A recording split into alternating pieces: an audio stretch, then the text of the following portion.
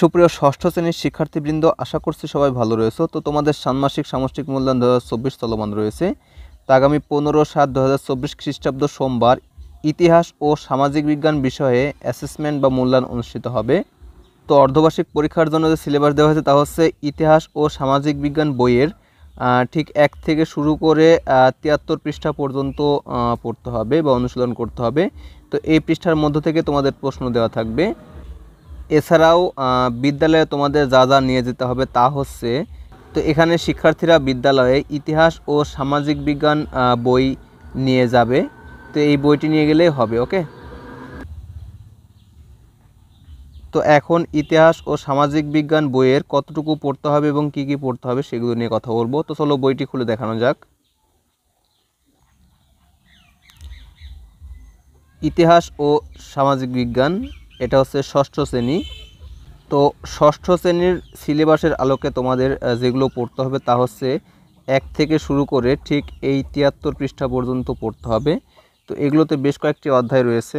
তা হচ্ছে শুরুতে নানা পরিচয়ে আমি, এরপর রয়েছে সক্রিয় নাগরিক ক্লাব, এরপর রয়েছে ইতিহাস জানার উপায়, এরপর রয়েছে বিজ্ঞানের চোখ দিয়ে চারপাশ দেখি, এরপর বাংলা অঞ্চলের ইতিহাসে ভূপ্রকৃতির প্রভাব, এবং সবশেষে রয়েছে দক্ষিণ এশিয়া ও বিশ্বের ইতিহাসে ভূপ্রকৃতির প্রভাব।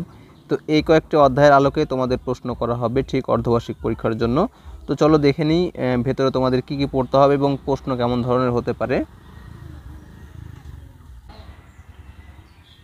সো তোমাদের যে বইটি রয়েছে এই বইটির পুরো অধ্যায় অবশ্যই সুন্দরভাবে পড়তে হবে।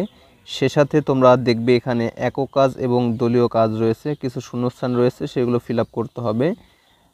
এবং এখানে সরাসরি যেহেতু বই থেকে প্রশ্ন থাকবে না, সো তোমাদের অবশ্যই বিষয়গুলো ভালোভাবে অনুধাবন করতে হবে এবং প্রায়োগিক যে দিকগুলো রয়েছে সেগুলো বুঝতে হবে। সে আলোকে তোমাদের পরীক্ষায় প্রশ্ন থাকবে। সো পরবর্তীতে প্রশ্ন প্রদান করা হলে সে প্রশ্ন অনুসারে তোমাদের প্রশ্নের অ্যান্সার সহ আলোচনা করব।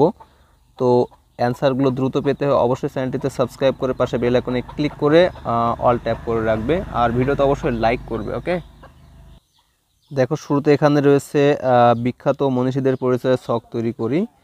তো এখানে দেখো বঙ্গবন্ধু শেখ মুজিবুর রহমানের যে ছবি এবং তার আলোকে কিন্তু কিছু তথ্য দেওয়া রয়েছে, এগুলো অবশ্যই তোমাদের পড়তে হবে।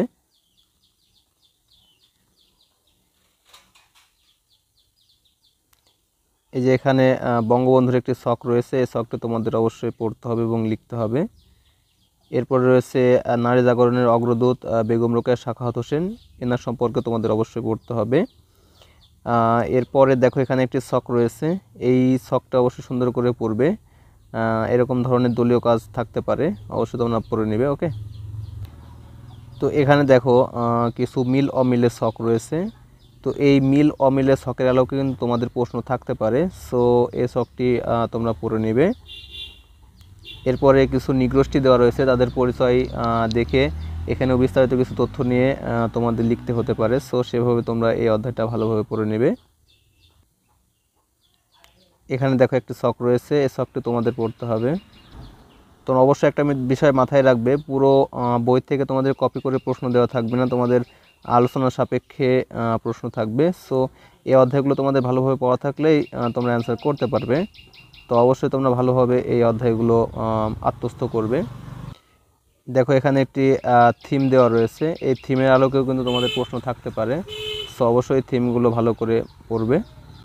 এবং থিমগুলো দেখো এখানে পয়েন্টিং করা রয়েছে। তো এখানে কিছু দেখো শূন্যস্থান রয়েছে, এটাও পড়তে হবে ছক।